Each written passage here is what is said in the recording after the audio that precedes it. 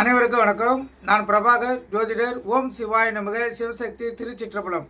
இப்போ நான் என்ன சொல்ல போகிறேன்னா, இந்த பிறவிலேயே மனநிலை பாதிக்கப்பட்டு வாய்ப்பும் அப்புறம் படிப்படியாக மனநிலை பாதிப்படையக்கூடிய வாய்ப்பும் சொல்கிறேன். இதுக்கு தெரிஞ்சு வச்சுங்க.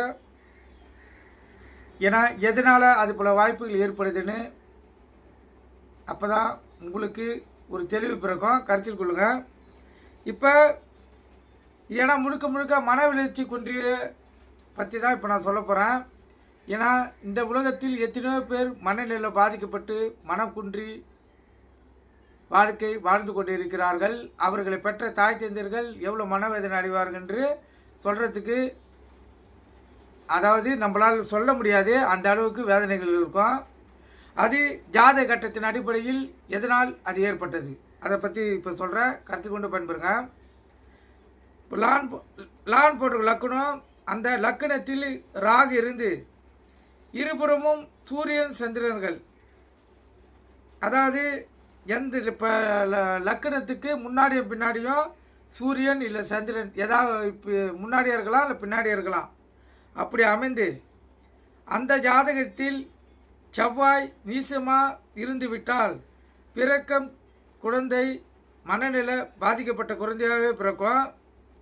அதே போல் லக்கணத்தில் கேது இருந்து முன்னும் பின்னும் சூரியன் சந்திரன் இருந்து செவ்வாய் நீசமானாலும் அதே போல் குழந்தை மனநிலை பாதிக்கப்பட்டு தான் பிறக்கும். அதே போல் மனநிலை 18 வயதில் பாதிப்படையும் வாய்ப்பு இருக்குது. அதே அமைப்பில் ராகுவுடன் சனி சேர்ந்தால் 36 வயதிலும், அதே அமைப்பில் கேதுவுடன் சனி சேர்ந்தால் 54 வயதிலையும் மனநிலை குன்றும். ஒரே ராசியில் சூரியன் சந்திரனுக்கு இடையே லக்கணத்தில் ராகு அல்லது கேது இருந்தால் 60 வயதுக்கு பிறகு மனநிலை பாதிப்பு ஏற்படுறதுக்கு வாய்ப்பு ஏற்படும். இதெல்லாம் ஒரு குறிப்பிட்ட வயதில் மனநிலை பாதிக்கக்கூடியது. இந்த முழுக்க முழுக்க இந்த ராகு கேது சனி சூரியன் சந்திரன் இந்த கிரகத்தின் அடிப்படையிலேயே ஒரு மனிதனுடைய மனநிலை பாதிப்படைகிறது. நீங்கள் கருத்தில் கொண்டு பயன்பெறுங்க. நன்றி, வணக்கம், வாழ்க வளமுடன்.